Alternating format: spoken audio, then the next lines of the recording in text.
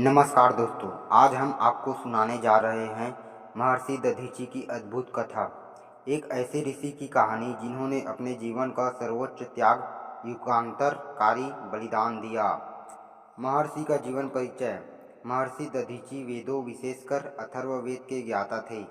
उनके पिता थे अथर्वा और माता चित्ती यानी शांति थी। उनका आश्रम नैमिषारण्य उत्तर प्रदेश के वन में था, जहाँ विद्यार्थी दूर दूर से आते थे। वे अत्यंत दयालु, विनीत और ज्ञानवान थे, इसलिए वन में उनके आगंतुकों सहित सभी जीव जंतु उनका आदर करते थे।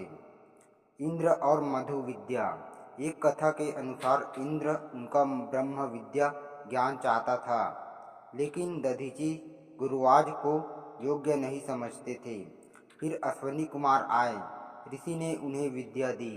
इंद्र ने नाराज होकर उनका मस्तक काट दिया, लेकिन अश्विनियों ने किन्हीं चक्रव्यूहों से घोड़े का सिर चढ़ा उसे जोड़ दिया।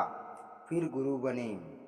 वृत्तासुर का आक्रमण एवं देवताओं का संकट। वृत्तासुर ने देवलोक पर कब्जा कर सभी देवताओं को पराजित कर दिया और त्रिलोक्य में आतंक मचा दिया।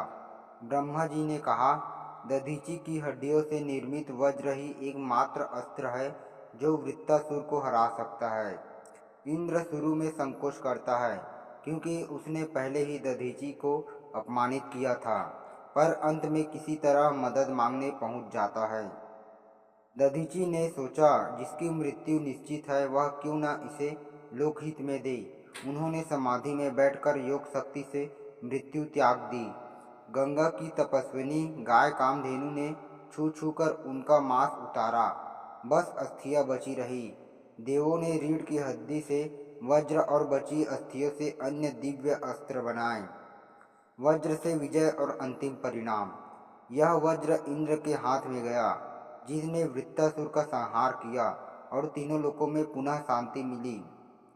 दधीची की पत्नी गर्भवती थी और उन्होंने संती होकर पुत्र को पीपल वृक्ष के नीचे छोड़ा।